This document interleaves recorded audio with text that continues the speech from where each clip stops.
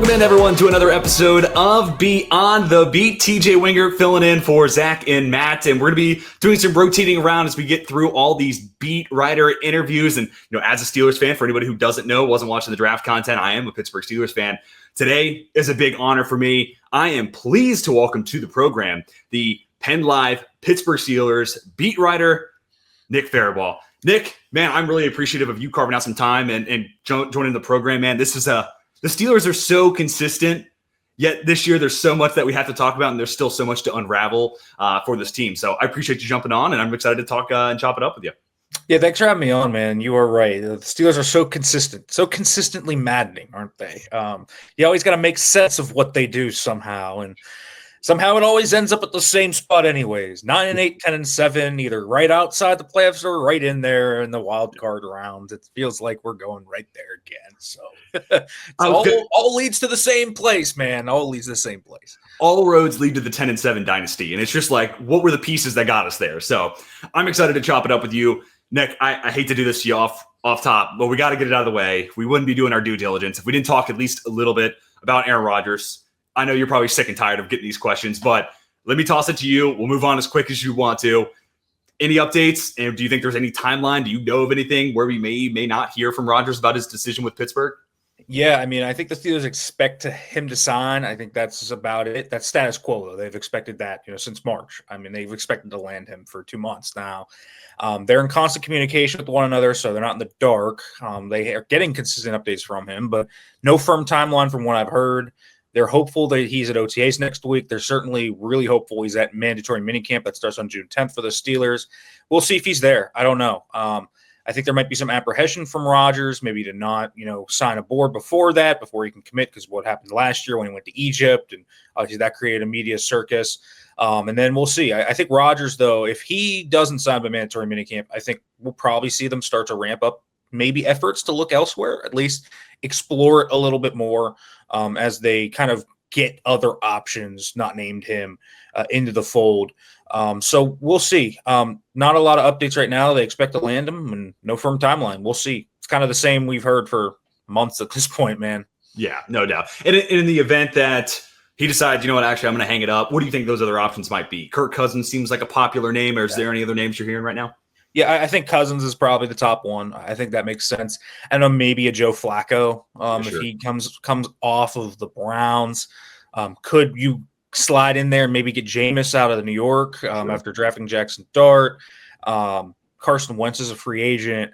But a lot of those names that I mentioned, I mean, at that point, you're talking about quarterback competition with Mason Rudolph. Right. I think Cousins is probably the one that would 100% circle in and start. But the other ones, I think they would make compete. And so I think we'd probably see Cousins become A1. And I just don't know how much that would cost, trade. They're not going to give up a significant pick to trade for Kirk Cousins. It's just not going to happen. Right. And listen, something that they've legitimately told me, and this has been, since the owners' meetings in March, is they're confident in Mason Rudolph. That is legit. It's not a feigning thing. It's not like something that they're like, wow, we're not really confident and we're going to go sign somebody. Obviously, they are signing someone, but if it comes to the point where it's Mason Rudolph versus, Carson Wentz, I don't think it's going to move the needle a ton for them. They'll probably bring in someone like Wentz or, Cousins or someone like that. But I do think, Rudolph would be given a fair shot at that point. I think you and I kind of know what Mason Rudolph is, though, right? We kind of know. He's been in the league now for 7-8 years. And aside from the 3 really good game stretch at the end of 2023, he's kind of been just a really good backup. That's what he is. He's not a starter. And so the Steelers recognize that. And so that's why they're going for Rodgers here. But yeah, there's a few veteran names they pivot to. But Mason Rudolph then becomes a much bigger factor, I think. If it's not Kirk Cousins. I think if it's Kirk Cousins, he'll start. But outside of that, I think Rudolph becomes a much bigger factor. No, I think you're spot on. And to your point, that 3-game stint, he comes in, they decide to sit Kenny Pickett down, and that's exactly what you want Mason Rudolph to do. 3 starts, and you'd like to see that be the cap. You'd really like to get your starter back into the lineup there. And then you look at Tennessee last year. I mean, maybe the worst quarterback room. I haven't fully stacked it up 0 or 1 to 32, but Levis and Rudolph was not a QB room inspiring confidence, and then they let him walk. So that also says a lot about where, again, he's a backup. He's somewhere in that quarterback 35 to 45 range. He's fine. He's good enough. So That leads us then into Will Howard, who, ironically enough, I was this close to comping to Mason Rudolph. So Yeah. I see him as that type of quarterback, though, not necessarily one-to-one stylistic or attributes, right? Like arm talent and accuracy, all that sort of stuff. I think Will actually a pretty solid athlete compared to Mason too.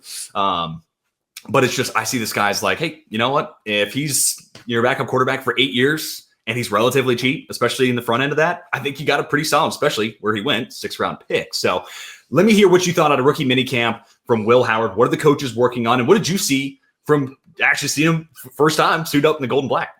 Yeah, I mean, that's something that they've looked at with him is just getting the consistency of the footwork down. I think that's been the big thing. You look at the Michigan game, look at his really bad games, his footwork's been all out of kind of whack.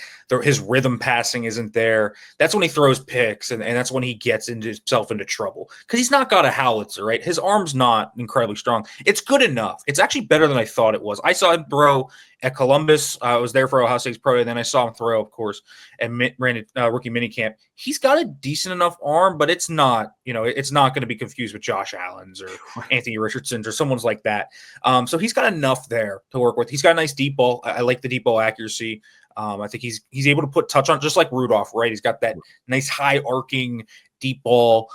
Fits well, I think, with what DK Metcalf wants to do. But they've been focusing a lot on that footwork and saying, hey, make sure you're in rhythm, make sure you're on time.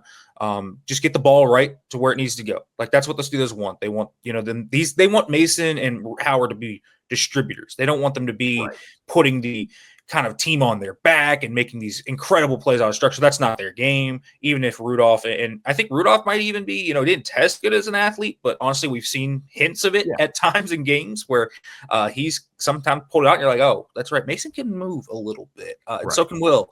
Will can move a little bit. It's not elite, but you're not going to get a guy going out of structure like that. Like it's not like going to be Kenny Pickett, for example, if you're a Steelers fan, where he was spinning out of pockets and throwing off platform and doing these crazy things. So pocket passer, a little robotic, to be quite honest with you, is what I saw in the pocket. He's a little stiff. I think he needs to loosen up a little bit.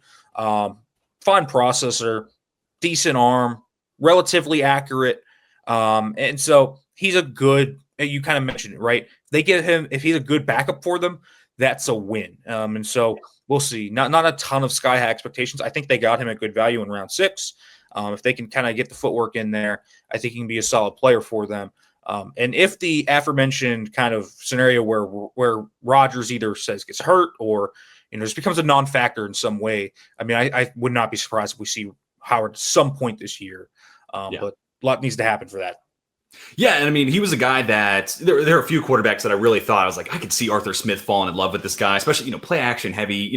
Arthur Smith throughout his entire career has kind of had Tannehill had some good peaks there, but he wasn't, again, not Josh Allen, not Lamar Jackson, not Joe Burrow. He's not this game changer. So Arthur Smith from there, and then he goes to Atlanta and that quarterback room, especially Desmond Ridder that last year. I don't know why he keeps doing this to himself, kind of pinning himself to these they can work, they can play football types of quarterbacks. But all that to say, you look at what Arthur Smith's going to ask of Will Howard. Let's say he does come in a pinch, without Rodgers, whatever. Let's just use this hypothetical. At Ohio State, man, guy's a distributor. Like you said, he's playing point guard. And I mean, when you got Jeremiah Smith, Mecca, Buka, Carnell, this is good targets, So that leads us into, actually, we'll come back to the running backs here a little bit. But while we're talking about these playmakers for Will Howard, for Mason Rudolph, hopefully maybe even Aaron Rodgers, let's talk about DK Metcalf, 2nd round pick. What do you think the expectations are? What have you heard from the team? And let's tie that into George Pickens, right? Because when the Steelers make the DK Metcalf move, it's like, okay, either they're running in the season with 2 of the most closely redundant style receivers I think I've ever seen on a roster, as the 1 and 2 at least, or George Pickens is going to be moved. And that's ultimately what ended up happening. What are your thoughts on the DK Metcalf move? What does that do for this offense? And then in turn, what does that mean for Pickens? And what do you think about, 3rd round pick for going to Dallas? I think it makes sense. And, if DK's worth a 2 and you got to pay him, I think Pickens is probably worth a 3 and you pay him a year later. I think that was fair trade when it comes to value on both sides. But let me hear your thoughts on it. Yeah, I mean, I think DK fits what Arthur Smith wants to do a little better. He's a big physical player, very similar to Pickens in terms of the mercurial nature on the field, right? We see DK and George were both very emotional players on the field. DK has a professionalism about him kind of going through the week. I think that the Steelers didn't find with George. George was late to meetings and things of that nature, and that kind of just it got to a point where they were like, okay, time to make a move here, which is why I think DK Metcalf is here, actually. I think that was a plan to kind of trade Pickens. They tried to trade Pickens during the draft, couldn't get a day 2 pick for him. Of course, then the Cowboys kind of plucked up and ended up getting that day 2 pick, and that's why they moved him. Odd timing, but that's kind of how it worked out. And so Metcalf is here to essentially do what George did last year. Downfield explosiveness, slants, dig routes. That's probably a new factor, I think, this year, the slants and the digs weren't as much a Pickens thing as they are a DK thing. We know DK is really explosive when he can get the ball in his hands and just fly and use that 4.4 speed, that 4.3 speed that he has. He's big and physical, so he can block. I think that's another thing the Steelers like. There is no team, maybe there's 1 or 2 teams that value blocking as much at the wide receiver position as Pittsburgh does. Right. And DK at least has the physical nature to do that. He has the size to do that.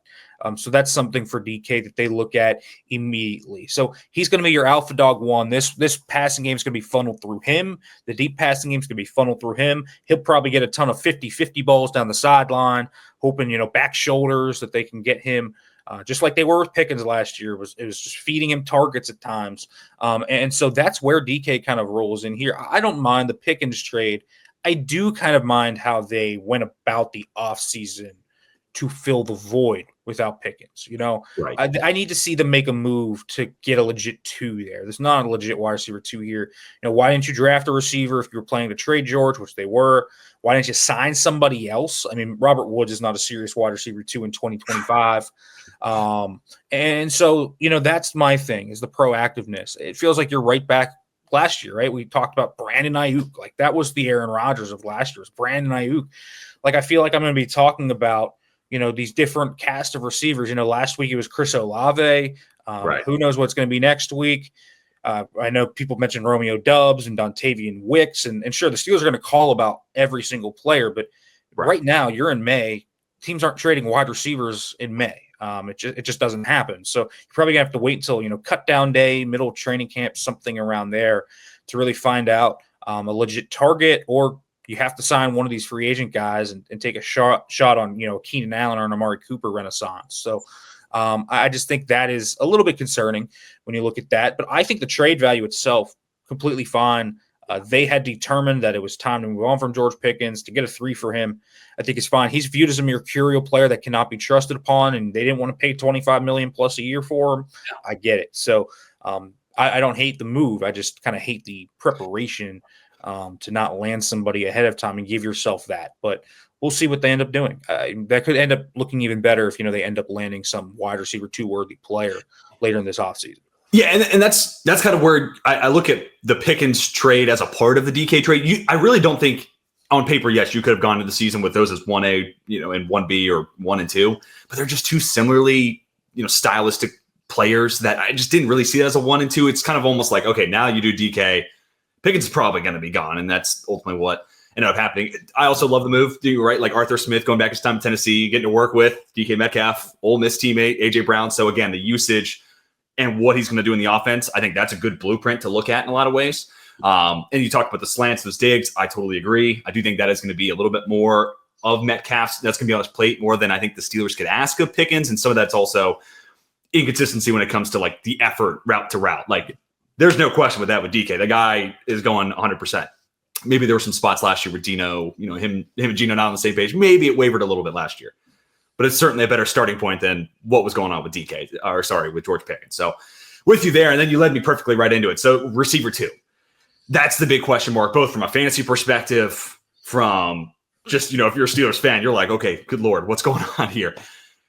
It's hopium season, right? So like there's something inside of me that's like, come on, Roman Wilson, let's figure this out. Let's make this work. And stylistically speaking, I think he is a good compliment to someone like a DK Metcalf. But in a perfect world, if we're honest, Nick, Roman Wilson would be like, if he's my 3, okay, let's see where this goes. But kind of looks like we're going to the season with him as the 2. Calvin Austin, again, stylistically speaking, makes sense. But God, Calvin, as your 3 to 4, excites me. 2, not so much. And then I think you hit the nail on the head there. Bobby Trees, that's just, it's a fun ad. And again, prioritizing blocking, Bobby Trees is going to do some of that. So what do you think the outlook is for Roman Wilson going into year 2? Obviously battled a lot of injuries, but still, even when he was full participant throughout the entire week of practice, wasn't able to get on the field. So what are your hopes, expectations going into year 2? And do you think there is a shot maybe they don't make a move and that's a sign of confidence for Roman in year 2? Well, I think they're going to kind of let him showcase what he can do here, OTAs and minicamp, at least just to get a little taste of it. Right. He barely practiced last year. I mean, he missed most of training camp with that ankle injury, then was back for a few weeks, ramped up, and then hurt his hamstring and was out for most of the year. I think in terms of regular season practices, he had like 2 or 3 full weeks of practices. He had one game where he played 5 snaps. And even going back to the offseason, he had OTAs and minicamp, but he only had 4 training camp practices before he got knocked out with the high ankle sprain. So they just need to see this guy stay healthy. They need to stay this guy be on the field. That's the first thing they need to see from him. I'm interested to see where he fits into this offense.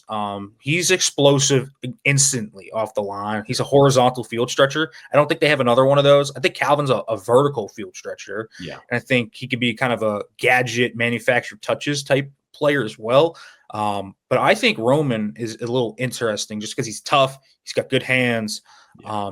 He's willing to block. I don't know how kind of effective he'll be. His size isn't great, but he's very coachable, very gritty, really, really fast though. But he doesn't really defeat press coverage well, doesn't play through contact well, but the one place he can be physical is at top of routes. So on over routes, drags, things that kind of stretch horizontally, he will kind of give those kind of slight phantom shove and try and get away from these DBs. And he's just faster than a lot of them, more explosive than a lot of them. They can't get hands on him.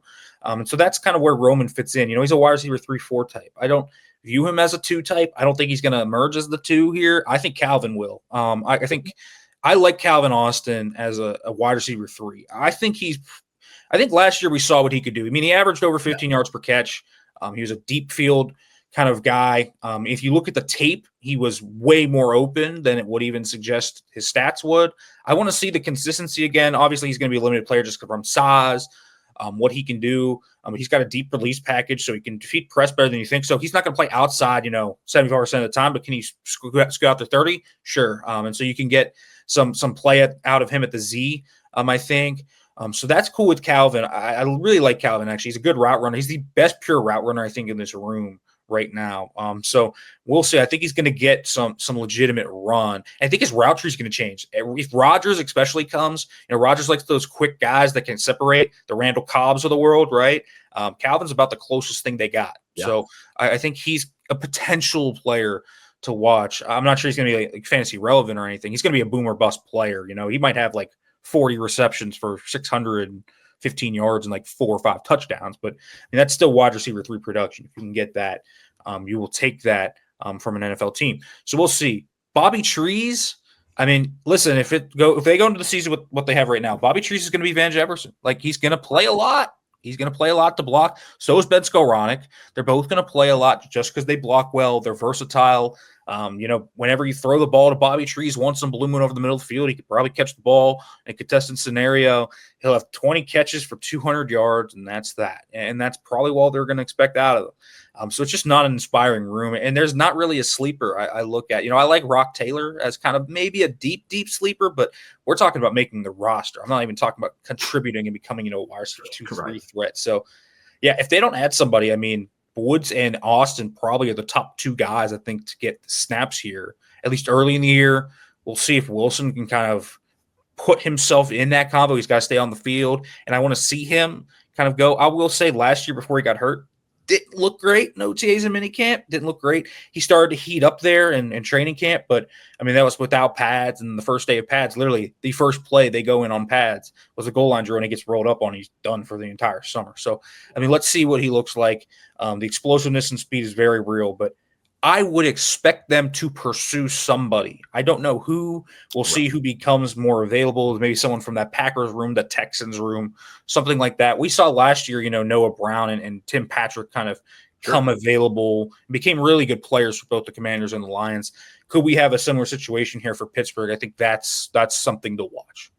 Yeah, no, I think that's ultimately whether it's the Packers or even I look at Denver, right? Like there might be some redundancy, especially with the Pat Bryant coming in. Maybe it's, it's not sexy, but Devon Bailey, could that get interesting? We'll see. Maybe it's Cortland Sutton. Maybe they're ready to make the move. Is it Troy Franklin? I don't know. There's a lot of guys in there and still a lot to be sorted out. Marvin Mims, another name to throw in that mix. But I think you're spot on, and I'd rather see a trade for a Wicks or a Dobbs or something like that. They come with their own faults, but this renaissance hope for Amari Cooper and Keenan Allen at this point in their career, feels like a bit of a long shot. So no, I'm with you 100%. I also think great shout on those deep crossers for someone like a Roman Wilson at play action heavy offense. That I definitely see where like he could have his big games, and that's the type of routes where he'll win on. So I'm with you 100%. And it is funny, like Arthur Smith, not a whole lot of 3 receiver sets. He's going to be one of these play callers that uses it less. And then, maybe that other pass catcher really is Pat Frymuth off that extension. But you rattle off the names like a Robert Woods, a Ben Skoranek, and then you take the tight ends into account, Darnell Washington. To your point earlier, few teams in the league prioritize blocking their pass catchers more than the Pittsburgh Steelers. So, yeah, it's amazing when you look at this roster. But all that does come into hand then for the running backs. And let's talk about that. Let's make our transition now. Dude, I am pumped about Kaleb Johnson. I actually had him in my final 4-round predictive mock going to Pittsburgh. They're in the 3rd round. It's easy. Obviously, he goes to college and he wears the black and gold. So it's just one that made all the sense in the world. But Kaleb Johnson, top 4 running back, my RB rankings. And, I think he's a great stylistic complement to Jaylen Warren. So I'd love to hear your insight, how you think that's going to break out. Feels like Johnson's probably more your early downs guy. Jaylen Warren becomes your pass catcher. But I'd love to hear, especially after seeing Johnson at rookie minicamp, what did you see out of him and what do you think the outlook is? Completely NFL-made body. That was the first thing that stuck out. I mean, this guy looks ready to go right now. Just built really big, but he doesn't run like a Najee or Lev Bell or even James Conner. He's just a different type of big back. He's smooth. He's pretty effortless in how he can cut. He's not really instantly explosive. He's pretty build-up explosive. When he gets going, though, he can fly, but he has to hit the open field first. But that's why he's such a good wide zone runner. He's really patient. Like, that's the thing I noticed is his feet are so fluid and so clean. He's able to kind of have that rare patience where he can set up blocks, kind of press the line and bring down those linebackers, safeties, and then cut through the hole because he's got decent lateral agility. And that's what I think makes him work. And so his patience is going to be a big boost to him. His wide zone ability is going to be big. I believe he ran zone runs 79% of the time at Iowa. The Steelers ran it 6th most last year, but Arthur Smith notably wants to get back to that, kind of doing what he did in Tennessee and Atlanta last year. They had to pivot because of Najee Harris not fitting that mold. Kaleb Johnson fits that more. So what I think about Kaleb Johnson is I think he has to work on his pass pro. I think he has to work on his pass catching.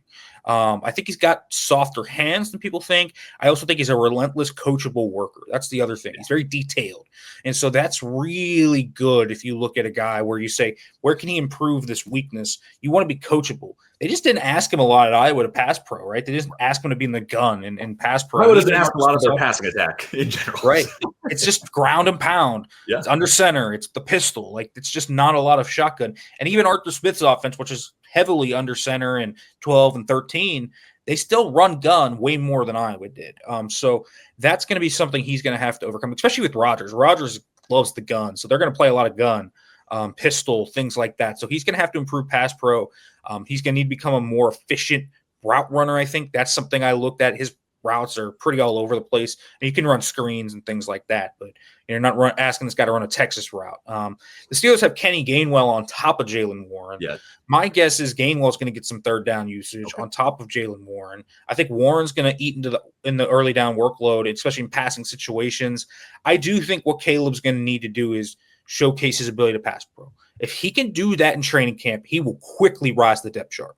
If he can really get into backs on backers, team drills, into the preseason and say, listen, I got this pass pro thing, he's going to get more and more and more and more. And that's kind of what's going to end up happening. He's the most natural wide zone runner on the team. So he's going to have like a high floor of volume. I think that's the thing. He's going to get a lot of carries just through how he is. He's a bigger back. He's a volume runner, kind of on volume type. When you look at his body, that's what he is. He looks like a volume runner. And Mike Tomlin loves those volume running backs, right? Even though he's kind of switched over to even the committee with Jaylen Warren and Najee Harris, you still look and say, still loves that type of back, right? Yeah. High volume back. And Warren's just not a guy I think that's going to take 25 touches a game. We saw the health issues this past year where he's a little banged up. And Jaylen Warren's a nice player, and I think they should even extend Jaylen Warren, to be quite honest with you. But they need to kind of make sure that he stays healthy, he stays where he's at. So I think Kaleb Johnson's going to get a significant amount of workload, but he's going to have a high floor, but he's also going to have a certain ceiling. So it's like a very narrow thing until he gets that pass pro and the pass catching ability up a little bit. Kaleb Johnson's not going to be playing, 80% of the snaps. Jaylen Warren is just too good at pass pro, too good of a receiver, too dynamic in space. And so we'll probably see, I think Gainwell is going to factor into this too. I think they like Kenny Gainwell. So it's probably going to be something like 50, 40, 10, something like that, where you see, and that's Warren with the 50, honestly, right now. So we'll see. But the early down run work, Kaleb's going to be there. And so, if you're talking about fantasy relevance, he'll get his opportunities, and we know how explosive he can be. So I guess boomer bust early. But as the year goes on, if he can showcase he can pass pro, the more and more he'll play. So he has kind of a launching pad to more playing time. The more he showcases, he can pass pro. Yeah, I love hearing that, right? Because so much of what you're saying is like my scouting report for Kaleb Johnson. So it's cool to say that now that you've seen it at the next level. Granted, it's just rookie mini camp, so it's just, for the most part, all rookies there. But it's still cool to hear that because, I think you're right. He does have good breakaway speed. His 40 time was kind of an enigma to me. Not that I thought he was going to run 4.3 something or anything like that, but he's this guy that I'd be careful saying this, especially since he's in the division now. But he's got this Derrick Henry thing about him where big, lumbersome back, and he works better in wide zone despite being this big, lumbersome back that you would think gap all day. Now let him get his feet going. Let him gain and get to his top speed, because then once he does, 226 moves really well, which kind of an enigma in and of itself. And then to your point about pass pro or pass catching, I saw the same thing at Iowa. I just didn't think there was a whole lot of opportunity. I think he's a fine catcher of the football. There's just not a lot of nuance specifically with his route running. And minimum, if he becomes an adequate pass protector, it makes it that much easier just to be like, hey, catch this dump off, work the things like that. So I'm with you there. And I also think goal line situations, right? Red zone was a huge issue last year for the Pittsburgh Steelers.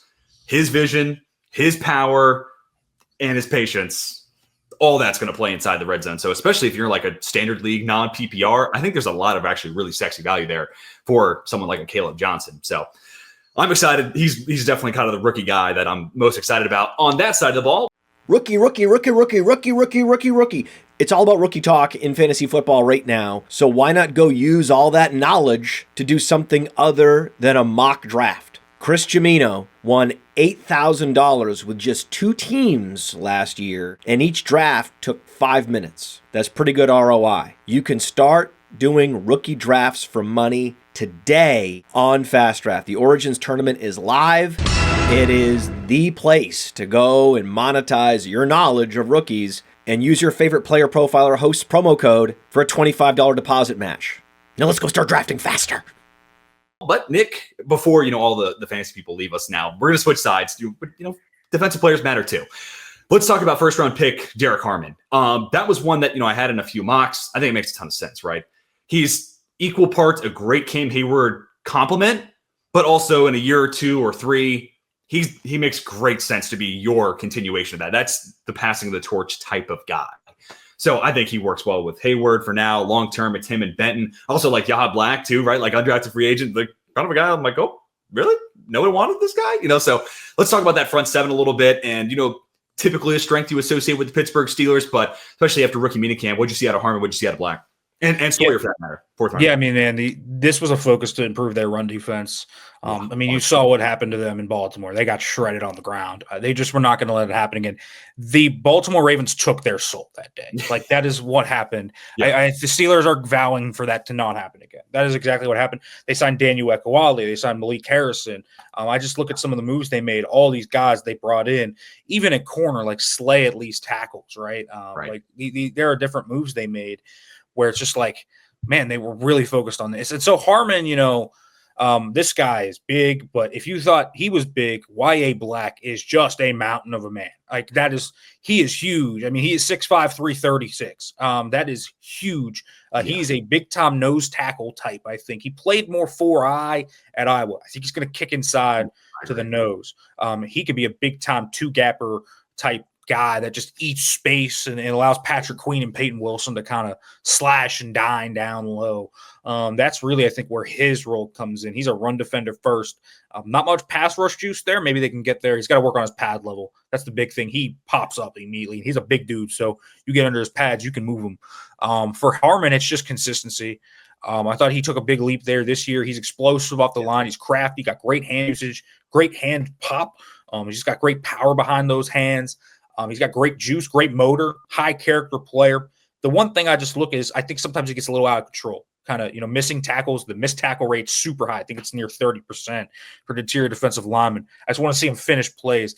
It's very similar to what we say about Keanu Benton. Like, Keanu Benton's always in the backfield. He's so close to making these big plays. He just misses the tackle or takes wide angle or just can't wrap the guy up. Like, it's just simple things. So just play more in control. That's the big thing for him. But I think he fits this scheme extremely well. He's going to play 4-eye. He'll play across from Cam. I think Benton's going to stay at nose in the base in their Oki packages, and then obviously in sub packages they will kind of split up how they rush the passer here. So it's going to allow Cam Hayward to stay more fresh. I think that's a big boost. Then he's 36, coming off an All-Pro year. This helps him continue that. And Harmon, I think, is going to be an instantaneous kind of monster here. He's a disruptor, led the NCAA in pressures last year, second in pressure rate.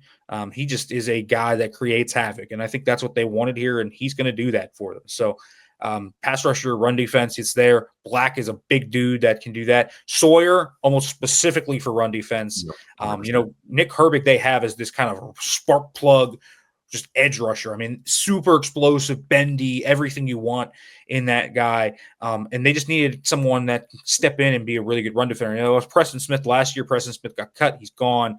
It's supposed to be DeMarvin Leal. He got hurt with a neck injury. Nothing certain there with him. So they bring in Sawyer, who can do that. High floor player, high motor, good player. So that's kind of where it is. All this is run defense based, and that's what it is. It's not sexy. It's not flashy. It's just the fundamental grit of football in the AFC North. They're not going to let you run all over them. And that's something that they said. They said, you're not going to run over us, and we're going to run over you. That's what this draft said to me. And so that's really where they're focused at. Yeah, 100%. Like the 49ers and the Steelers, they had like they both made these 3 picks throughout the course of their respective drafts where they're like, it's pretty clear. They're like, never again. It will never happen again. And for the 49ers, it's guys like Alfred Collins and CJ West and Michael Williams in the first round. For Pittsburgh, like Sawyer, he's an enigma with short arms, but plays the run like a monster and starts batting passes out of nowhere in his college football playoff run where it's like, where did that come from? But no, I'm with you on Black. I think he could be a nose tackle that the Steelers just haven't had in a while. And I know Ben's going to play there too, but very different body types at the same time. And then, Harmon fits in. And I do think there's an added bonus here for Cam Hayward too, right? Like Calais Campbell's still a good football player. He just can't play 800, 900 snaps a year anymore. That's just not feasible. So he's awesome at 400 snaps. And then Ndamukong Suh kind of had something like that later in his career. Get 300, 400 snaps out of him, and he'll be a really good player. So I almost wonder if bringing in Harmon adds a year or two for the career of Cam Hayward because it's 100 less snaps this year. Then the year after that, it's 150 less. And on the snaps he's actually on the field, he becomes that much more efficient. And it's not like you're losing much with a guy like Derrick Harmon. Again, stepping in, I think, fills that role really well. But then, Nick, I got to ask you, like the secondary is kind of where I'm a little iffy about this team right now. I'm excited about Slay. I think that's a good 1-year deal. It's a good Band-Aid. And I feel like it's a better Band-Aid than Pat Pete was, a few years ago. I think there's more juice in the tank there. I'm excited to see Joey Porter Jr. going into year 3. What steps can he take in the right direction? But I want to talk to you about Sebastian Castro. He was a guy that, Yahya Black saw him in the Senior Bowl. I think I saw that run defense, those types of abilities out of him. Castro's another one of these Senior Bowl guys that, not a great athlete, not going to wow you there, but specifically defending tight ends and slot receivers. He had a couple of really nice reps against Harold Fannin. And that was encouraging to me. That's the type of matchup I want to see him in coverage. And I want to see him in the box as a tackler, both as a strong safety, but also I really like him as the slot. I could see a world where, Beanie Bishop had that hell of a game against the Jets, a couple of in-state play against Rodgers, but I think there is more down-to-down consistency to be had at that spot. And I'm someone who, the value of a slot player for me is probably higher than most people. I think it's a cornerstone position. And I think in 5 to 10 years, we'll be talking about it as such. So I certainly value the position more, but I look at Sebastian Castro and I'm like, not a great athlete, but play him in the box, utilize him as a tackler, use him as a blitzer too, and then get him in those matchups against tight ends and slot receivers who don't have an abundance of speed. I wouldn't be shocked that not only does he make the roster, I could see him becoming a starter. He was also a top 5 slot player in my draft ranking, so I'm certainly leaning into my draft priors. I do break up slot players away from everything else that they are, whether it's corner, safety, whatever. So he's a player I like in that position a lot, and I was really pumped to see the Steelers give him. So let me hear your kind of holistic view, what you think of the secondary, what your hopes, expectations, who maybe could surprise us, and let me hear your thoughts on seeing Castro at minicamp. Yeah, I mean, I think that is pretty on the ball in terms of what would happen in the slot. Listen, I think that they're deeper in the secondary than they were last year. I think that's the cool thing here. I'm certainly a corner. I don't think they're great at corner, but they're deeper. There's no doubt about it. Brandon Echols alone makes them way deeper. He can play slot, he can play outside. Really good special teamer. So he's a utility guy. James Pierre's back. So if you want a gunner, you got him. Corey Trice is still the wild card. What do you got there? Definitely. I mean, listen, his one game was against Jamar Chase. Like, that is a hard matchup. And he had some really good reps. He got cooked too, but you're facing, top 3 receiver in the league, man to man, because the Steelers for some reason decided to play man coverage. I don't know why they did that, but Trice stood up on some of them. I'm interested to see where he can go. Same thing with Roman Wilson. He just needs to stay healthy, right?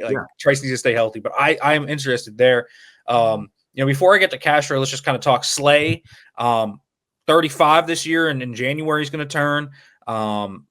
He's just going to need to have a significant fall off to be worse than Dante Jackson. Like, that's what I think here, right. Or to be worse than Pat Pete or Levi Wallace. That corner 2 position has been a disaster for them, really, since they cut Steven Nelson and Joe Hayden walked out the door.